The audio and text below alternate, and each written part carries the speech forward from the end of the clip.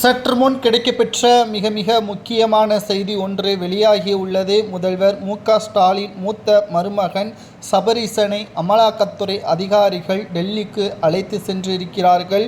மதுபான கொள்முதல் ஊழல் வழக்கில் செந்தில் பாலாஜி அவர்கள்தான் மிக முக்கியமான குற்றவாளி என்று கடந்த சில வாரங்களாகவே சமூக வலைதளங்களிலும் சரி ஊடகங்களிலும் சரி விவாதங்களாகவே நடைபெற்று வந்தது.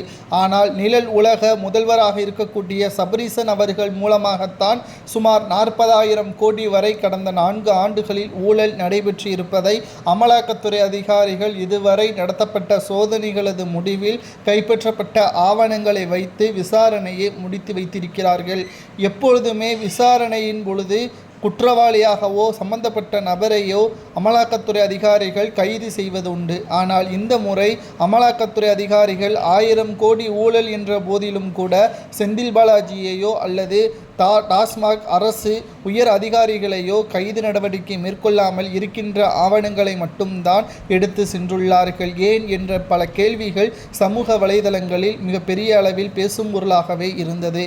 அதற்கான விளக்கமும் தற்பொழுது நாம் கொடுக்கின்றோம். ஏற்கனவே செந்தில் பாலாஜி அவர்கள் சட்டத்திற்கு விரோதமான பணப்பரிவர்த்தனை வழக்கில் கைது செய்யப்பட்டார். ஆனால் அவருக்கு எதிரான இருக்கக்கூடிய அனைத்து சாட்சிகளும் ஒன்றுக்கொன்று முரணாக இருந்ததன் காரணமாக சாட்சிகளை ஒன்று திரட்டி நீதிமன்றத்தில் சமர்ப்பிப்பதற்கு செந்தில் பாலாஜி அவர்களுக்கு எதிராக அமலாக்கத்துறை அதிகாரிகள் நடவடிக்கை மேற்கொள்வதற்கு சற்று தாமதம் ஏற்பட்டதன் காரணமாகத்தான் 15 மாதங்களுக்கு பிறகு செந்தில் பாலாஜி ஜாமீனில் வெளிவந்து மீண்டும் அமைச்சராக பொறுப்பேற்றிருக்கிறார். இது புதிய வழக்கு. இந்த வழக்கிலாவது செந்தில் பாலாஜி தகுந்த ஆதாரத்துடன் அனைத்து வழக்குகளையும் முடிக்கும் விதமாகவும் இந்த வழக்கை அமலாக்கத்துறை அதிகாரிகள் கையில் எடுத்திருக்கிறது. சரி, இதற்கும் சபரீசனுக்கும் என்ன சம்பந்தம் என்று நாம் பார்க்கும் பொழுது இவர்கள் அனைவருமே ஒரே கூட்டில் வளர்ந்த திருடர்கள்தான். அதாவது தமிழக டாஸ்மாக் தலைமை அலுவலகம் மதுபானங்களை கொள்முதல் செய்யக்கூடிய நிறுவனங்களை யாரிடம் ஒப்பந்தங்கள் போடப்பட்டிருக்கிறது என்று நாம் பார்க்கும் பொழுது திமுகவின் எம்பியாக இருக்கக்கூடிய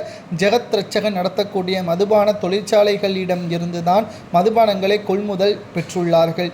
இந்த மதுபானங்களுடன் டீல் முறையே சபரீசன் தான் ஏற்படுத்தியுள்ளார். அதற்காக பல கோடிகளையும் கமிஷனாக பெற்று எப்படி செய்தால் மத்திய அரசிற்கு ஹலால் வரியை செலுத்த தவறாமல் இருக்கலாம், இதன் மூலம் பல கோடிகள் ஊழல் செய்யலாம், ஒரு பாட்டிலுக்கு 80 ரூபா முதல் 90 ரூபாய் வரை ஊழல் செய்யலாம் மறைமுகமாக என்ற அனைத்தையுமே திட்டமிட்டு கூறியது சபரீசன் தான் என்ற தகவலும் தற்பொழுது மிக முக்கியமாக அந்த தொழிற்சாலையில் முக்கிய பங்குதாரராக சபரீசன் அவர்களது பெயரும் இடம்பெற்றிருக்கிறது. இவருக்கு என்ன தண்டனை கொடுக்கலாம் என்பதை